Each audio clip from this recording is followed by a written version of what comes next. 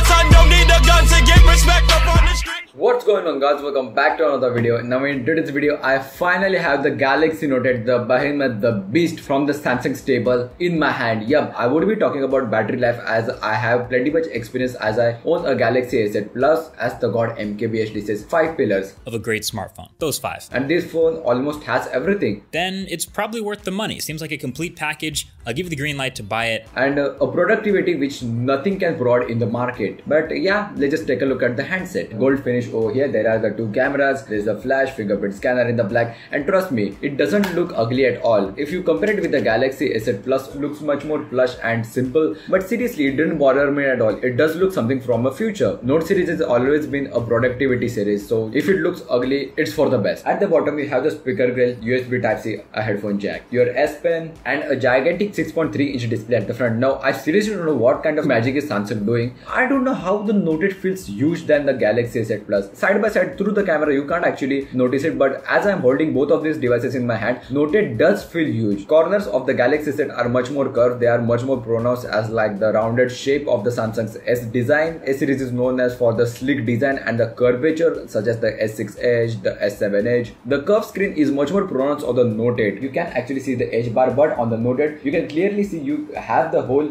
Also, the materials of these both phones are a bit different. If I just settle it both over here on the Galaxy S8, kind of grabs to the dust and it just starts scratching. I 100% prefer to use a rubber case, at least on the Galaxy S8 Plus, all the time. But on the Note 8, look at how it slides. You can't hear it like catching the dust particles at all. So if you care about scratches and if you don't want to use a guard, Galaxy Note 8 is your choice. And this S Pen is much more lighter than the Note 5. Note 7 never came to India, so I don't know about that. I mean, I dropped it like several times since like last night. It really feels like a real thing. You have tons of features in Air Command over here, such as the Creator Note, View All Note, Smart Select, Screen Write, just tons and tons of features. Translate Bixby Vision, never used it, at least in India. Coloring is pretty cool. I've done these roses in the PenUp app, as you can see, with these high pressure points, and then again, if it gets old, you can always change out the tip so it never gets old. But seriously, don't want to use Instagram or Facebook, this is the best thing you can actually find, like drawing on your phone. But then again, you get many more features such as glance and stuff. For example, if I have the gallery app, if I want to do anything, I can do it easily over here, such as for example, I'm just exploring calendar, then again I want gallery, I can just hover it over here. I can do stuff in the gallery, then I can come back and use my another apps. I'm a broke ass bitch. I don't know how I owned a Galaxy S8 Plus, but I love Note series since the start. I never had the money to own it. I'm not the best guy to do a review of this phone. Under the hood, if you just chuck the 6 gigs of RAM, this is totally same as the Galaxy S8 Plus. Now you can actually feel the smoothness thanks to the Exynos 8.5. Now the screen on time, I have charged this phone to 100% last night. Now it's like 41%, and I have been testing out those 1200 nits broad daylight, and yeah, I have to say it's the brightest AMOLED display. It's not as good as the iPhone 7 Plus LCD or the iPhone 8, because both are the same, nothing, and a lot better than the iPhone X actually. Then again, nothing new in security department. I'm just holding it, I can tap it, there you go, unlock. It's just that simple. Now when the device is resting, how can you use your fingerprint scanner? Like you have to adjust it with your both hands. Seriously, I don't know whether I have big hands or people just can't figure out that shit. Seriously, you have to just pick up your phone, touch your fingerprint scanner, the phone unlocks, then you have to just place your last finger onto the chin and your phone is secure in your hand. Now if you're walking through a crowd, you can easily toggle the one-handed mode just like this, and you can access your whole phone in just one thumb. There you go. I have seen many people just avoiding Note series just because the phones are huge. Like literally, the media consumption on this phone is just mind-blowing. Let me just play a 4K HDR clip. Now speaker is fairly loud but not the best thing, but as you can see,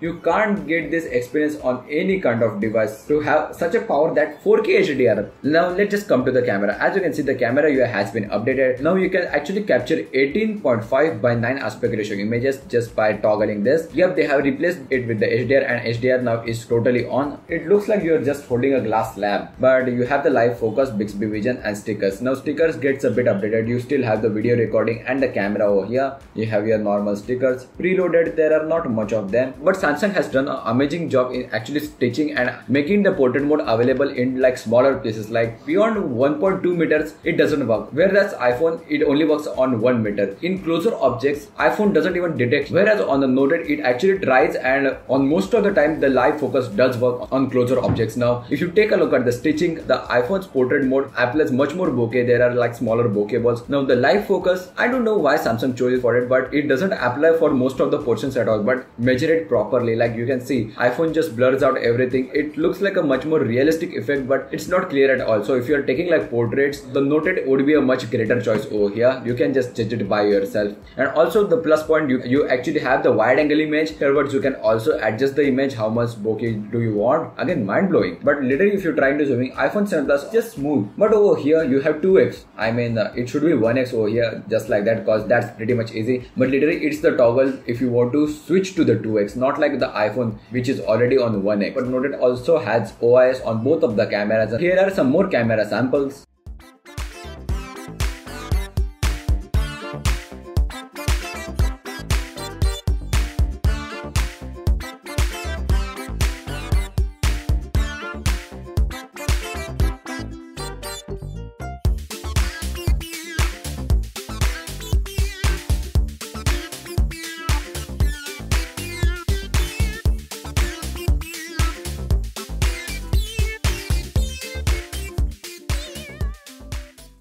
Let's just go to the battery usage. Right now it's 39. When we started this review it was 41. The charging time is actually a bit slow when compared to the Galaxy S8 Plus. I don't know. Galaxy S8 Plus actually charges up from 0 to 100 in 1 hour 14 minutes, whereas this phone took like 14% to 100 in like 1 hour and 32 minutes. I guess that's the anti-explosion thing by Samsung. Now doing your daily stuff on this phone is just a blitz. For example, if you open Flipkart and stuff, if you want to browse, it's just an extremely immersive experience. Like literally it feels like I'm holding a display. Then you can just leave it in the background. You have 6 gigs of RAM. But those who are asking for the Antutu benchmark, 178K, one of the fastest that you can find.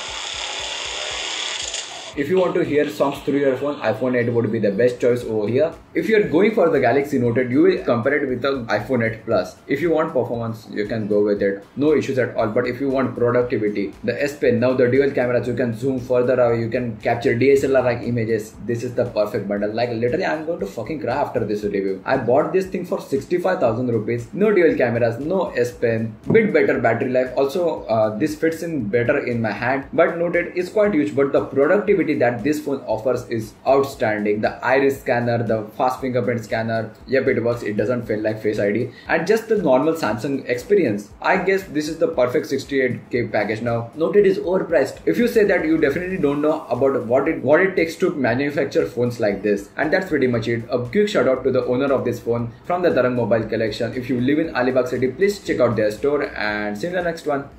Peace.